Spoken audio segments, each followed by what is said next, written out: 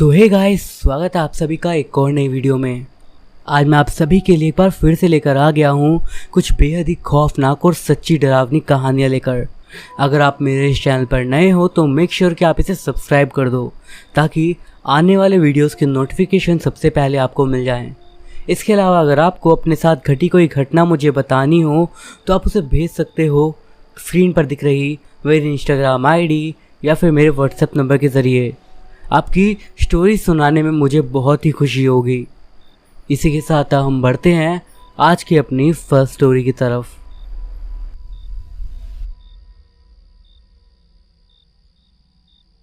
इस दुनिया में ऐसी कई चीज़ें हैं जिनका संबंध भगवान या शैतान से है। उन्हीं में से एक है पेंडोरा बॉक्स। ये एक ऐसी वस्तु है जिसका सीधा संबंध शैतान से है। जैसा कि हम सभी ने बचपन में सुना होगा कि सुनसान रास्ते में गिरी हुई किसी भी वस्तु को नहीं उठाना चाहिए।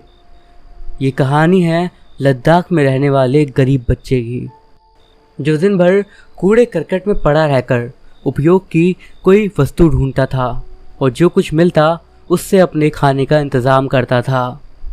एक दिन वो ऐसी वस्तु को खोज रहा था कि तब उसकी नज़र एक सुंदर से बॉक्स पर पड़ी। उसने उसे उठा लिया और अपने साथ ले गया और सोचा कि शायद इसे बेचकर उसे कोई काम की चीज़ मिल जाएगी या पैसे मिल जाएंगे। रात काफ़ी हो चुकी थी, इसीलिए अपनी झोपड़ी में वापस लौट आया। उसकी झोपड़ी में बस वो और उसकी बहन रहती थी। बचपन से ही वो लोग अनाथ थे। जैसे तैसे एक आदमी उन्हें यहाँ लाया था जब वो नशे में था। अब उन्हें रहने के लिए जगह मिल गई थी, पर वो आदमी उन्हें दिन रात मारता पीटता था और जो कुछ भी इन्हें मिलता वो उनसे छीन लेता था। इसीलिए उस लड़के ने बिना कुछ बताए ही वो बॉक्स झोपड़े में आकर अपनी बहन को दे दिया और कहा कि इसे छुपा दो, वो सुबह जाकर उसे बेच आएगा। उसकी बहन ने इससे सुंदर चीज़ कभी नहीं देखी थी, अतः उस बॉक्स को रख लेने की जिद करने लगी। पर उसके भाई ने मना कर दिया और कहा कि ये बॉक्स बेचकर वो कोई अच्छी चीज़ लाएगा। पर दोनों में बहस होने लगी, जिससे उस आदमी का ध्यान उन पर चला गया। उसने उस लड़के के हाथ से वो बॉक्स ले लिया और उसे देखने लगा। ये खुलती कैसे है? उसने उस लड़के से पूछा। तब उसने कहा कि ये उसे कचरे में पड़ा हुआ मिला। बॉक्स में एक मोटी जंजीर बंधी हुई थी और कुछ धागे लिपटे हुए थे। वो उसे अपनी पेटी में डालकर चला गया। उस लड़के की बहन ने उसे अपराध बोध दिया और सोने चली गई। वो लड़का भी ज़मीन पर चारपाई बिछाकर लेट गया और कुछ देर बाद उसकी आंख लग गई। कुछ देर के बाद उसे नींद में कुछ आवाज़ें सुनाई दी। उसने उठकर देखा तो उस बॉक्स के अंदर से कोई रोशनी उसे अपनी तरफ आती दिखाई दी। उसने थोड़ा पास जाकर देखा तो सच में उसमें से लाल रोशनी आ रही थी। उसने पूछा कि तुम कौन हो? क्या तुम परी हो? क्या तुम हमारी इच्छाओं को पूरा करोगी? उस बॉक्स में से एक कर्कश आवाज़ आई, खोल मुझे, मैं तेरी सारी इच्छाओं को पूरा करूँगा। पर इस डिब्बे पर तो जंजीर लिपटी हुई है, मैं कैसे खोलूँ? तुम चाहते हो कि नहीं कि तुम्हारी इच्छाएं पूरी हों? हाँ, उस लड़के ने कहा। तो फिर आज़ाद करो मुझे। पर तुम्हें बांधा किसने था? तुम तो अच्छी हो ना? उस लड़के ने कहा। तुम अपनी इच्छाएं पूरा करना चाहते हो या नहीं? हाँ। ऐसा कहते हुए वो लड़का एक बड़ा सा पत्थर ले आया और ज़ोर ज़ोर से उन जंजीरों को तोड़ने की कोशिश करने लगा। थोड़ी देर की मेहनत के बाद वो जंजीर और धागा टूट गए और अचानक से ही बहुत सारे डरावने जंतु बाहर आने लगे। उस लड़के ने उनसे पूछा कि तुम सब कौन हो? तब उनमें से एक बोला कि हम तुम्हारी इच्छाएं पूरी करेंगे। ऐसा कहकर वो सब के सब उसे अपने साथ ही उस बॉक्स में ले जाने लगे और वो ज़ोर से चिल्लाने लगा और देखते ही देखते वो बॉक्स फिर से बंद हो गया। गौरतलब था कि वहाँ उसकी बहन भी थी, पर वो बुरी आत्माएं उन्हीं के लिए आती हैं जिसने उनको डिब्बे से निकाला हो। सुबह हो चुकी थी और वो आदमी वापस झोपड़ी में आया। उस बॉक्स को अपने साथ ले गया और उसे बेचने के लिए एक कबाड़ की दुकान पर गया। वहाँ उसने कुछ पैसों में उसे बेच दिया और अपनी शराब का जुगाड़ कर लिया। उस कबाड़ वाले ने एक पुरानी वस्तु खरीदने वाले को उसे अच्छे दाम पर बेच डाला। थोड़ी देर के बाद एक साधु उस दुकान के पास से गुजरे और उस बॉक्स को देखकर चौंक गए। ये यहाँ कैसे? कौन लाया इसे? तब उस दुकान के मालिक ने उनके भय मिश्रित चेहरे को देखकर उनसे पूछा कि क्या उसने ये बॉक्स खरीद कर कोई गलती करी है। तब साधु ने कहा कि ये कोई ऐसा वैसा बॉक्स नहीं है, यह एक तरह का पेंडोरा बॉक्स है जिसमें कई तरह की शैतानी शक्तियों का वास है, जो हर चंद्र ग्रहण पर उस बॉक्स में से बाहर आती हैं और जिसने भी उनको बुलाया है या फिर वो बॉक्स खोला है उनको अपने साथ ले जाती हैं। तभी उस दुकान मालिक ने कहा कि कल तो चंद्र ग्रहण था, इसका मतलब कल भी इस बॉक्स ने किसी की बलि ली थी। साधु ने वाक्य पूरा करा। वो दुकान मालिक डर से कांपने लगा। मैं इसे उस कबाड़ी वाले को वापस कर देता हूँ, यही ठीक रहेगा। ऐसा करने से कुछ नहीं होगा, इसने तुम्हें चुना है और ये वापस तुम्हारे पास आ ही जाएगा, और तब तक ये किसी और के पास नहीं जाएगा जब तक कि अगला चंद्र ग्रहण समाप्त ना हो जाए, और उस दिन इसे तुम्हें खोलना ही पड़ेगा। मैं नहीं खोलूँगा इसे, दुकान मालिक ने दृढ़ विश्वास से कहा। साधु ने एक फीकी मुस्कान चेहरे पर लाई और कहा, प्रत्येक इंसान की कुछ न कुछ इच्छाएं होती हैं जिन्हें वो पूरा करना चाहता है पर कर नहीं पाता। ये शैतानी शक्तियाँ इसी बात का फ़ायदा उठाती हैं और उसे बॉक्स खोलने पर मजबूर करती हैं, और वो चाहकर भी मना नहीं कर पाता। ये आत्माएं उस आदमी को अपने साथ ले जाती हैं और उसकी बलि चढ़ाकर खुद को शक्तिशाली बनाती हैं। तो फिर मैं क्या करूँ साधु जी? उस दुकान मालिक ने कहा। तब साधु ने अपनी पोटली में से एक धागा निकालकर उस बॉक्स के ऊपर लपेट दिया और उससे कहा कि अभी तुम इस बॉक्स को अपने पास ही रखो, इसे बेचना मत, और हाँ, इस पवित्र धागे को भी मत तोड़ना, क्योंकि ये आत्माएं धीरे धीरे इंसान को अपने वश में करती हैं और फिर ग्रहण वाले दिन उसे सीधे अपने साथ ले जाती हैं। अतः ये पवित्र धागा उन्हें वश में रखेगा। अब हम तुमसे सीधे चंद्र ग्रहण वाले दिन मिलेंगे।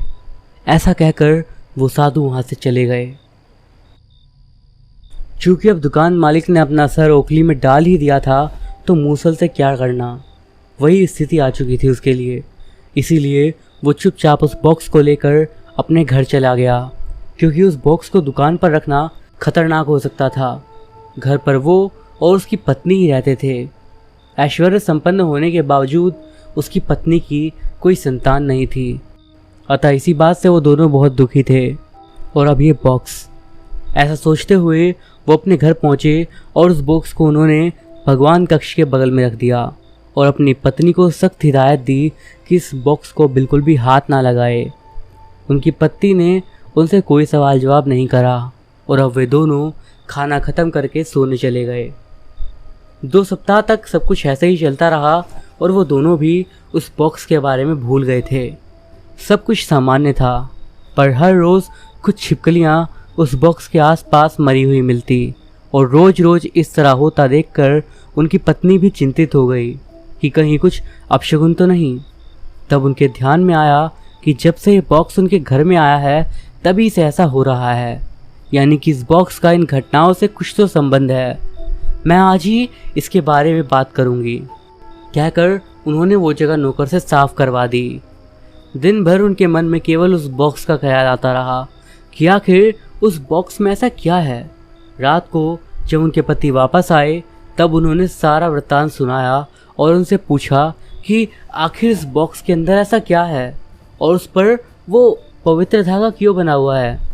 ये सुनकर उनके पति थोड़ी देर के लिए सकपका गए।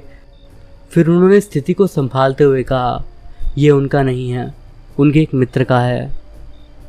जब वो वापस आ जाएंगे तो अपना सामान ले जाएंगे, क्योंकि उस साधु ने उन्हें बॉक्स चंद्रग्रहण तक अपने पास रखने के लिए कहा था।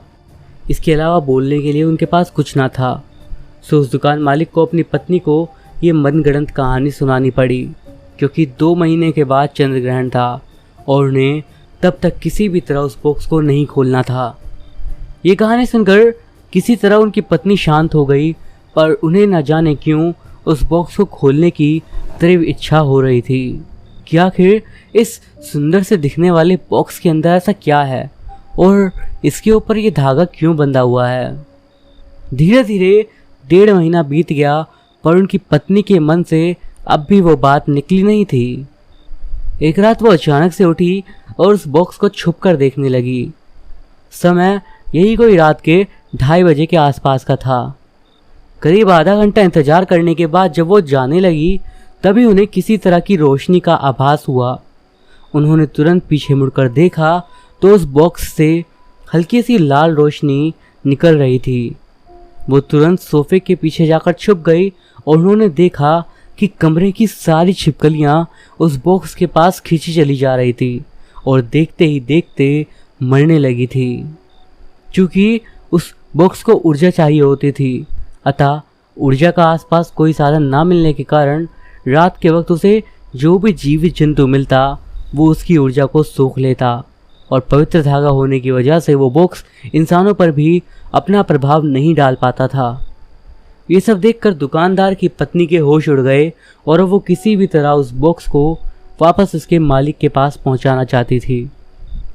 उन्होंने जो कुछ भी उस बॉक्स में होता देखा ये सारा वृत्तांत उन्हें कह सुनाया और तुरंत ही उस बॉक्स को अपने मित्र को वापस कर देने को बोला। तब दुकानदार ने कहा कि ये नहीं हो सकता। क्यों नहीं हो सकता? तब उन्होंने आखिरकार अपनी पत्नी को सारी घटना सुनाई और अब दोनों ही मायूस होकर बैठ गए।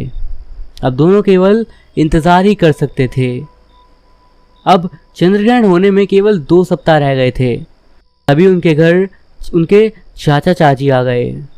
अरे बहू, इतनी चिंतित क्यों हो? चाची जी ने कहा।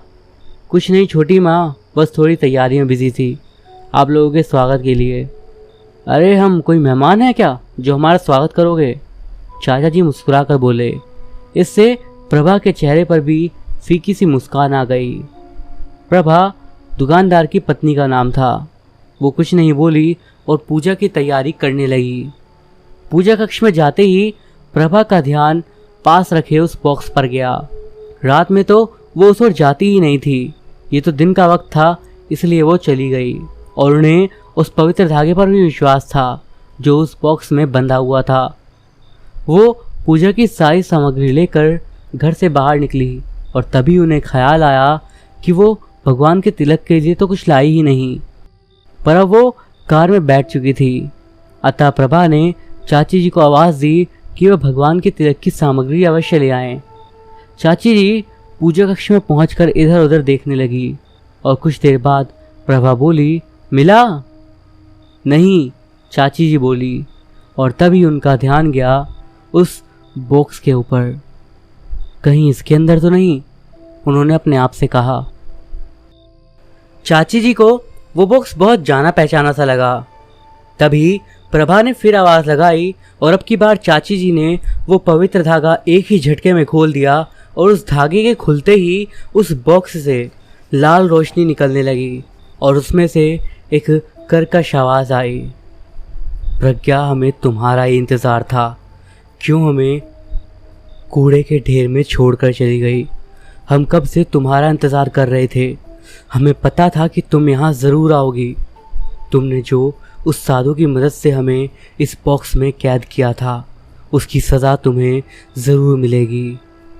चाची जी के चेहरे की हवाइयाँ उड़ने लगी और वो फ़ौरन बाहर की ओर भागी। तभी पीछे से आवाज़ आई, तुम कहीं भी भाग जाओ पर हम तुम्हें चंद्रग्रहण के दिन अपने साथ ले जाएंगे।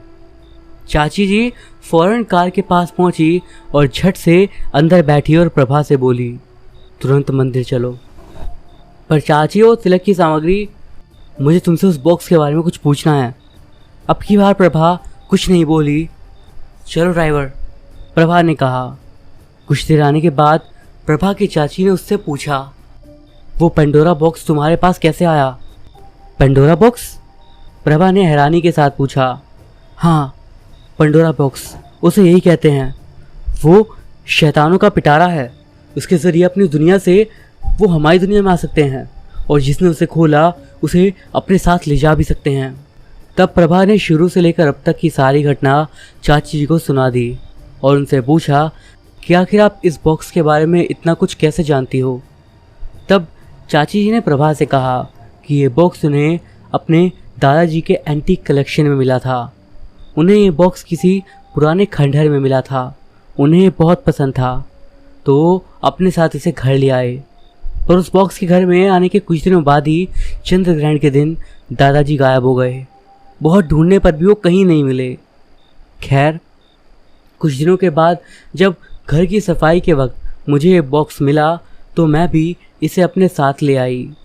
दादाजी की तरह मुझे भी एंटीक कलेक्शन का शौक़ था, पर फिर कुछ दिनों के बाद मेरे घर पर भी अजीब सी घटनाएं होने लगी, जैसे छिपकलियों का मृत पाया जाना, और मैं रात को बेडरूम में सोती पर नींद खुलने पर सुबह खुद को ड्राइंग रूम में पाती। इस बॉक्स के ठीक सामने ऐसा लगता मानो मेरे शरीर से कोई मुझे खोखला बना रहा है, मेरी शक्तियों को छीन रहा है। करीब 2 महीने के बाद फिर से चंद्र ग्रहण था। उस वक्त हम सबका ध्यान उस बॉक्स पर नहीं था। सौभाग्य से एक दिन हमारे गुरुजी हमारे घर पर आए, पर घर के अंदर घुसते के साथ ही उन्होंने बोला कि इस घर में कोई ऐसी चीज़ है जो कि बुरी आत्माओं का स्रोत है। मैं सोचने लगी कि क्या होगा।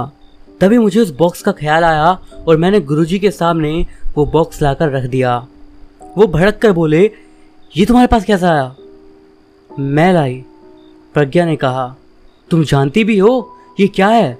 ये एक किस्म का पेंडोरा बॉक्स है जिसमें कई तरह की शैतानी आत्माओं का वास होता है। जो भी इसे जिज्ञासावश होकर खोलता है वो उसे अपना भोगी बना लेता है। तुमने इसे खोला था क्या? गुरुजी ने प्रज्ञा से पूछा। नहीं, पर यह कहकर उसने रात में होने वाली सारी घटनाएं उन्हें बताई। यह तुम पर वश पाना चाहता है ताकि अगले चंद्र ग्रहण पर ये तुम्हें अपना भोगी बना सके। ये सुनकर प्रज्ञा भयभीत हो गई। अब क्या होगा गुरुजी? प्रज्ञा ने कहा। तब गुरुजी ने कहा कि अभी चंद्र ग्रहण में वक्त है, हम बस इसे केवल स्थानांतरित कर सकते हैं, पर ऐसा करने से पहले हमें इस बॉक्स को लेकर उस पहाड़ी वाले मंदिर पर जाना पड़ेगा और वो जंजीरें इस पर बांधनी होगी जो इन शैतानों को वश में रख सके। गुरुजी और सभी तुरंत रवाना हो गए मंदिर की ओर। वहाँ पहुँचकर उन्होंने तुरंत उस बॉक्स पर अभिमंत्रित भभूत छिड़क दी और उसे मंदिर के प्रांगण में लेकर चले गए। उनके यहाँ प्रवेश करते ही बॉक्स पूरी तरह से खुल गया और उसमें से कर्कश आवाज़ें आने लगी। तरह तरह के भयंकर जंतु बॉक्स से बाहर निकलने के लिए मचलने लगे। वहाँ अन्य आत्माएं भी थी जो इंसानों की तरह थी, पर वो सभी जंजीरों में जकड़ी हुई थी। गुरुजी ने फिर से उस बॉक्स पर अभिमंत्रित भभूत छिड़की और वे सभी भड़क उठे, पर मंदिर के प्रांगण में होने की वजह से वे कुछ नहीं कर पा रहे थे। उन्होंने कहा कि उन्हें प्रज्ञा चाहिए और फिर वो चले जाएंगे, पर गुरुजी ने उनकी एक भी ना सुनी और मंत्रों का उच्चारण करने लगे। बॉक्स की शक्ति कम होने लगी और अंततः उन्होंने उस बॉक्स पर जंजीर बांधी और हमसे कहा कि रात होने के पूर्व इसे किसी निर्जन स्थान पर छोड़ आओ और चंद्र ग्रहण समाप्त होने तक किसी धार्मिक स्थल पर या फिर उसके आसपास ही रहना। इस बॉक्स ने प्रज्ञा को अपने कब्जे में कर ही लिया था। अगर कुछ वक्त की देरी हो जाती तो वो पूरी तरह से उस बॉक्स के वश में आ जाती। वो अभी भी इसके ऊपर वश करने का प्रयास कर सकता है, अतः विशेष ध्यान रखना। अब हम चलते हैं, कहकर वो चले गए और अब आगे की घटना तुम्हारे सामने है। पर चाची जी, एक बात मुझे समझ नहीं आई। उस बॉक्स पर कोई जंजीर नहीं बंधी थी। ये पवित्र धागा तो उनकी दुकान पर किसी साधु ने बांधा था। इसका मतलब कि किसी ने उसे पहले खोला था। कौन था वो? अच्छा प्रभा, ये बॉक्स किस दिन तुम्हारी दुकान पर आया था? तकरीबन 40 दिन पहले। क्या 40 दिन पहले तो कोई चंद्रग्रहण था ना? हाँ था। इसका मतलब इस बॉक्स ने किसी और को भी अपने जाल में फंसा लिया। वे उस गरीब लड़के की बात कर रही थी जिसे कूड़े के ढेर में वो पड़ा हुआ मिला था। अब हमें जल्दी गुरुजी को ढूंढना होगा, वही कुछ कर सकते हैं। पर गुरुजी तो मानसरोवर गए हैं, कुछ महीनों के बाद ही लौटेंगे, उनके शिष्य ने कहा। अब हम क्या करें? केवल उन्हीं को इसका तोड़ मालूम है, चाची जी बोली। अगला चंद्रग्रहण कब है? 1 हफ्ते के बाद, प्रभा ने कहा। अब हमें 1 हफ्ते के अंदर ही कुछ न कुछ करना होगा। अब वे दोनों चाचा जी के पास पहुँचे जो एंटीक कलेक्शन की दुकान पर हाथ बटा रहे थे। उन्होंने सारी बात उन्हें बता दी। तब प्रज्ञा ने सबसे कहा कि हम एक हफ्ते के लिए उस मंदिर की धर्मशाला में ही रह जाते हैं। सब ने सहमति दी, पर कुछ ज़रूरी सामान तो लाना ही होगा ना। चाचा जी ने बोला, पर जाएगा कौन? क्या हुआ दीदी भैया, आप लोग इतना काहे डर रहे हो अपने ही घर जाने को? कोई भूत वूत है क्या घर में? सभी उसे खा जाने वाली नज़रों से देखने लगे। मैंने कुछ गलत कहा क्या? चलिए मैं ले आऊँगा आपका ज़रूरी सामान। सब उसे एकटक देखने लगे। तुम ले आओगे? हाँ ले आऊँगा, उसने विश्वास के साथ कहा। ठीक है, हमारा जो भी ज़रूरी सामान है वो सब कॉमन रूम में रखा हुआ है, ध्यान से लाना, हम बाद में देख लेंगे। ठीक है, तो मैं अभी जाता हूँ, नौकर ने कहा। अरे अभी मत जाओ, अभी रात होने वाली है भाई, कल सुबह चले आना। ठीक है, चाचा जी ने नौकर से कहा। अब ये दुकान का शटर गिराकर अपने रास्ते चले गए। उनके नौकर पास ही के एक गांव में रहते थे जिनका नाम था सुखी। बाकी चारों धर्मशाला को रवाना हो गए। रास्ते में ही जयेश का घर पड़ता था, अतः सुखी ने सोचा जयेश बाबू ने जो भी जरूरी सामान लाने के लिए कहा है उन्हें अभी लेता चलता हूँ और कल जाकर दे आऊँगा, क्योंकि धर्मशाला और जयेश बाबू का घर दोनों विपरीत दिशा में पड़ते थे। तो वो बिना सोचे समझे घर के मेन दरवाजे के अंदर घुस गया। घर में काफ़ी अंधेरा था। उसने स्विच ऑन करा पर लाइट ऑन नहीं हुई, सो वो अपने साथ रखी टॉर्च को ऑन करने लगा। इसके बाद वो इधर उधर देखता है और सीधे कॉमन रूम की तरफ बढ़ता है। डोर खोलकर वो ज़रूरी सामान को पैक करने लगता है। तभी उसे ड्राइंग रूम से आती हुई लाल रोशनी दिखाई देती है। अभी तो लाइट ऑन नहीं हो रही थी और अब ये लाल रोशनी, कहीं घर में कोई घुस तो नहीं आया? उसने ड्राइंग रूम के पास जाकर देखा तो उसके होश उड़ गए। बॉक्स खुला हुआ था और सारी शैतानी आत्माएं पूरे रूम में धुंध के रूप में घूम रही थी। सहसा उन सब की नज़र सुखी पर पड़ी और सभी उसे दबोचकर अपने साथ उस बॉक्स के अंदर ले गई। उसकी चीख उस बॉक्स के साथ ही दब गई। दोपहर हो गई और अभी तक सुखी का कोई पता नहीं चला था, जयेश ने कहा। तभी उसे सुखी का भाई आता हुआ दिखाई दिया। उसने जयेश से कहा कि सुखी कल रात को उसके घर पर गया था, अभी तक वापस नहीं आया। उन सबके मुंह लटक गए। अब वो साधु ही कुछ कर सकते हैं, जयेश ने बोला। कौन साधु? प्रभा ने पूछा। वही जो मुझे दुकान पर मिले थे। उन्होंने कहा था कि वो मुझसे ग्रहण वाले दिन मिलेंगे, कुछ ही दिन बाकी है। जयेश ने सुखी के भाई को समझा बुझाकर वापस भेज दिया, पर वो कैसे भी करके उस बॉक्स से छुटकारा पाना चाहता था। आज चंद्र ग्रहण का दिन था।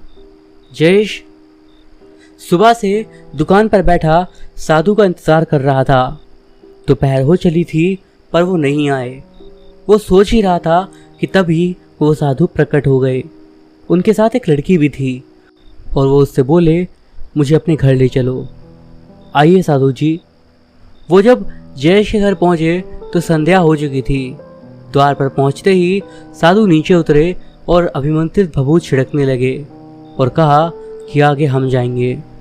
उन्होंने उस लड़की को कार में रुकने को कहा और जैसे ही साधु ने एक कदम आगे बढ़ाया, पूरा घर लाल रोशनी से भर गया और कर्कश आवाज़ें घर में गूंजने लगी। अंदर जोर जोर से सिसकियों की आवाज़ आने लगी। ये सुनकर जयेश बहुत डर गया, पर साधु उन सभी आवाज़ों को नकार कर मंत्रों का उच्चारण करते हुए आगे बढ़ने लगे। कुछ समय के पश्चात सब कुछ शांत हो गया और साधु जब अंदर पहुँचे तो पूरे घर में शैतानी आत्माएं धुंध के रूप में फैली हुई थी। वे सब की सब साधु पर टूट पड़ी, पर मंत्रों के प्रभाव से उन पर असर नहीं डाल पा रही थी, पर वे चाहकर भी उसे पकड़ नहीं पा रही थी। ऐसा लग रहा था कि मानो एक धुंध दूसरे धुंध को खुद में मिलाना चाहती हो। अनेक प्रयास के पश्चात साधु उन्हें बांधने में सफल हुए और उन्होंने उस घर को पवित्र कर दिया। तत्पश्चात वो बाहर आए और जयेश से बोले कि अब तुम इस बॉक्स से मुक्त हो, तुम्हारा घर पवित्र हो चुका है, अब हम जा रहे हैं। हम इस लड़की को तुम्हें सौंपते हैं, इसे अपनी बेटी की तरह रखना। जी साधु जी। जयेश बहुत खुश था। पर गुरुजी आप हैं कौन? हमारा नाम भास्कर है। उस लड़की के आ जाने से प्रभा बहुत खुश थी, पर प्रज्ञा को साधु जी पहचाने हुए से लग रहे थे।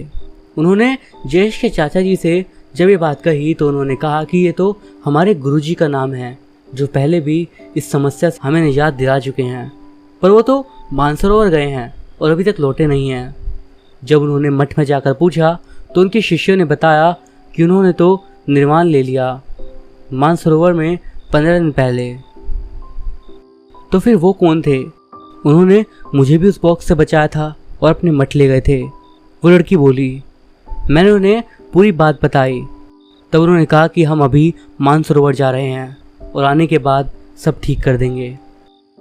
लगभग 2 साल बाद गुरुजी की पुस्तिका का विमोचन है, चलो चलते हैं, चाचा जी बोले और वहाँ उन्होंने उनकी किताब पढ़ी। अंतिम पन्नों पर लिखा था कि मनुष्य की जानने की इच्छा कभी कभी उस पर हावी हो जाती है, जिनसे वो उन विषयों को भी छेड़ देता है जिनसे उसे दूर रहना चाहिए।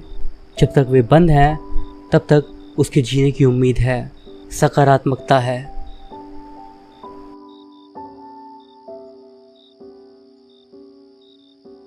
गांव में एक बड़े पंडित रहते थे।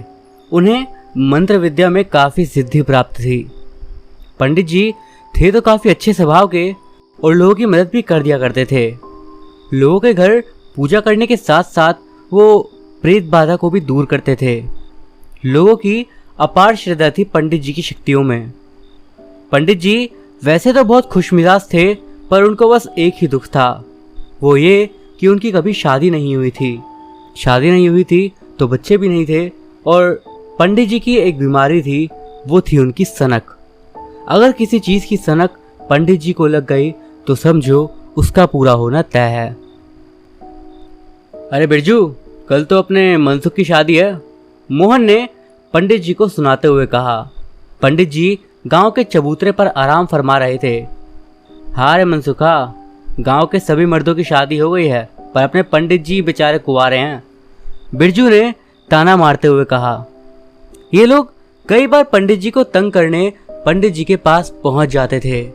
भागा कि तुम्हारे माँ बाबूजी को बताएं कि तुम लोग हमको हर बार तंग करते हो, पंडित जी ने खींचते हुए कहा। अब ये बात पंडित जी की सहन शक्ति से बाहर हो गई थी। पंडित जी थे तो सनकी, बस जिद पकड़ लिया उन्होंने कि शादी करनी है। किसी ने समझाया कि इस अधेड़ उम्र में कोई महिला आपसे शादी नहीं करेगी, पर पंडित जी ने हार नहीं मानी और कई लोगों से अपनी शादी की बात करी। वे हार नहीं मानने वाले थे। किसी शरारती इंसान ने पंडित जी को सलाह दी कि अमेरिका की एक लड़की है जिसका नाम है मैरी।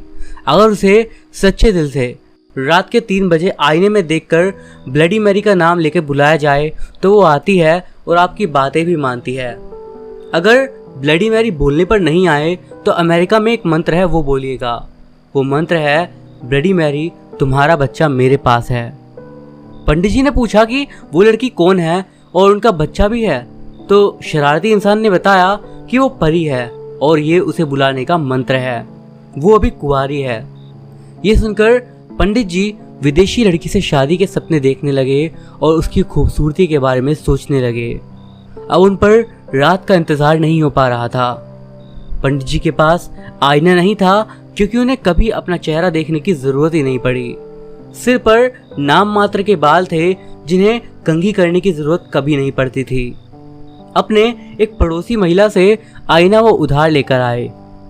शाम में नहाकर अपने चेहरे पर पाउडर लगाया और अपने नाम मात्र बालों से कंघी कर कर इंतजार करने लगे। रात के 3 बज रहे थे। वैसे ही पंडित जी की झोपड़ी पर रोशनी नहीं थी और पंडित जी ने लालटेन भी नहीं जलाया था। बस दुकान से खरीदी हुई एक मोमबत्ती जलाकर ब्लडी मैरी का नाम 3 बार लिया, पर वो नहीं आई। पंडित जी ने सोचा शायद अमेरिका से भारत आने में मैरी डर रही है, तो उन्होंने 3 बार बोला, ब्लडी मैरी तुम्हारा बच्चा मेरे पास है। इस बार ब्लडी मैरी गुस्से में आईने में आई तो पहली नज़र में तो पंडित जी की घिग्गी बन गई, पर वो भी कम नहीं थे। मेरा बच्चा कहाँ है? ब्लडी मैरी ने पूछा तो पंडित जी हंसते हुए बोल पड़े, अभी शादी भी नहीं हुई है और तुम्हें बच्चे चाहिए?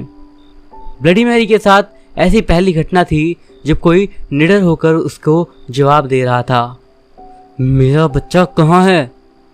फिर से गुर्राते हुए वो बोली। पंडित जी को समझ आ चुका था कि उन्होंने भूतनी को बुला लिया है, और वो भी विदेशी भूतनी। पंडित जी मन ही मन उस शरारती आदमी को गाली दे रहे थे, पर पंडित जी इस समस्या से निजात पाना चाहते थे, तो उन्होंने बुद्धिमानी से काम लिया और कहा कि जब हमारी शादी नहीं हुई तो बच्चे पड़ोसी के थे तुमको।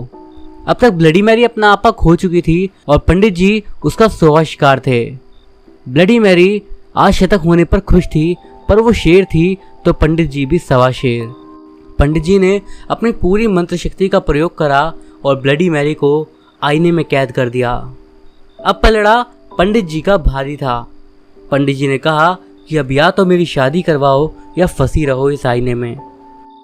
ब्लडी मैरी ने पहले तो पंडित जी को डराने की कोशिश करी, पर जब वो सफल नहीं हुई तो पंडित जी से हाथ जोड़कर वो माफ़ी मांगने लगी और कहने लगी कि मुझे छोड़ दो, मैं अमेरिका में रूखी सूखी खा लूँगी, पर फिर कभी भारत नहीं आऊँगी। पर पंडित जी अपनी सनक के हाथों मजबूर थे।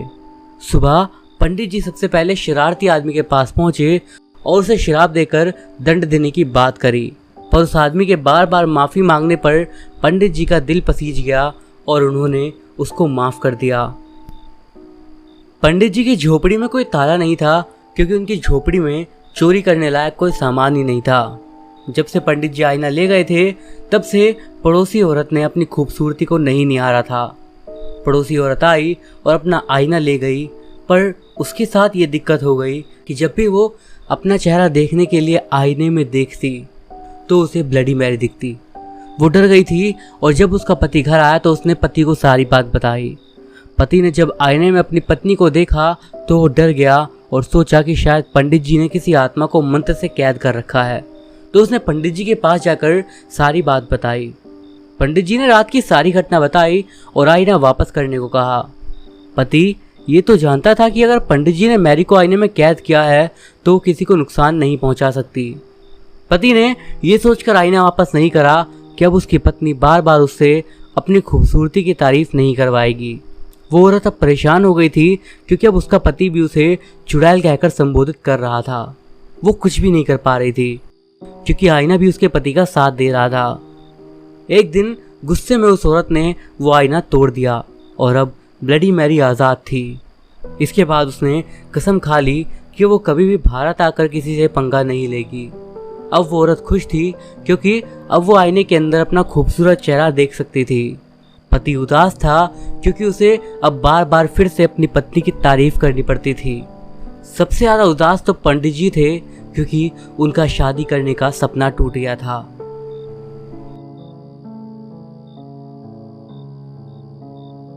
तो दोस्तों, ये थी हमारी आज की कहानियाँ। ये कहानी आपको कैसी लगी मुझे कमेंट्स के ज़रिए ज़रूर बताइएगा। अगर ये वीडियो आपको पसंद आया हो तो मेक श्योर कि आप इस वीडियो को लाइक करें। मैं अभिषेक मिलता हूँ आपसे अगली वीडियो में कुछ और ऐसी ही स्टोरीज़ के साथ। तब तक के लिए बाय।